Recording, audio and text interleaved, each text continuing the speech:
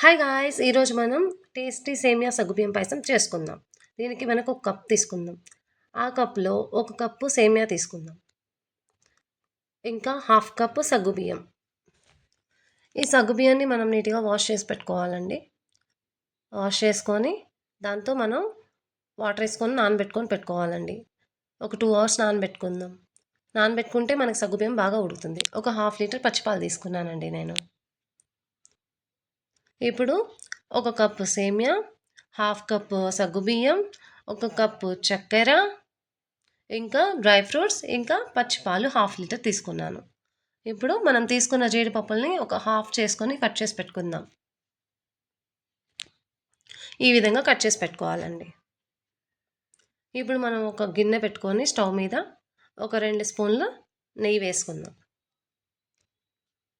నెయ్యి వేసుకొని ఇప్పుడు మనం కట్ చేసుకున్న జీడిపప్పు అనేది యాడ్ చేసుకుందాం. ఇది సిమ్లో పెట్టుకొని వేయించుకుంటేనే బాగా ఎర్రగా వేగుతాయండి. లేదంటే కొన్ని ఎర్రగా అవుతాయి, కొన్ని తెల్లగా ఉంటాయి, సరిగా వేగవు. సో మనం సిమ్లో పెట్టుకొని మొత్తం నీట్గా బ్రౌన్ కలర్ వచ్చేంత వరకు వేయించుకోవాలి.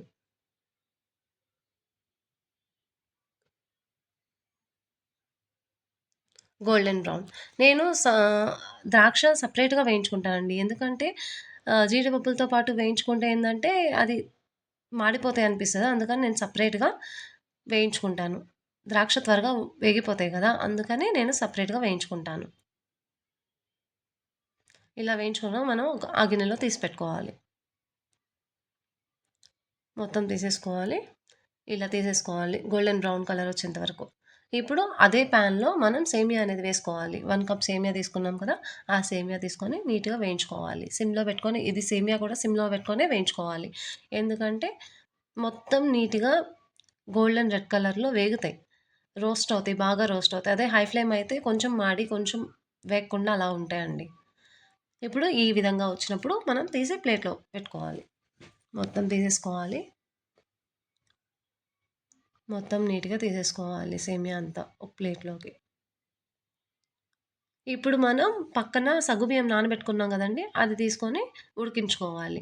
కలుపుతూ ఉడికించుకోవాలి, లేదంటే సగ్గుబియ్యము అడుగంటుతుంది. సగ్గుబియ్యం అనేది ట్రాన్స్పరెంట్గా వచ్చిందాకా ఉడికించుకోవాలి. ఇప్పుడు మనం ఈ గిన్నెలో హాఫ్ లీటర్ పాలు తీసుకుందాము.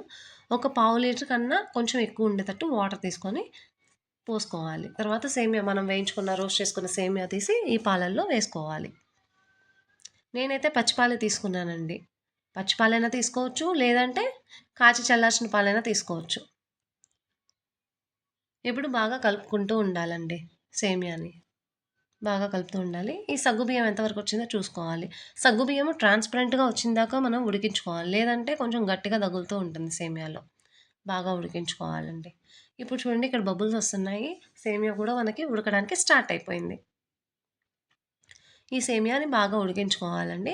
మనం ఇది చూడండి, ఇలా ఉడకాలి, బాగా ఉడకాలి. బాగా ఉడికాక మనం ఆ సేమియాని తీసుకొని ఒకసారి చెక్ చేసుకోవాలండి.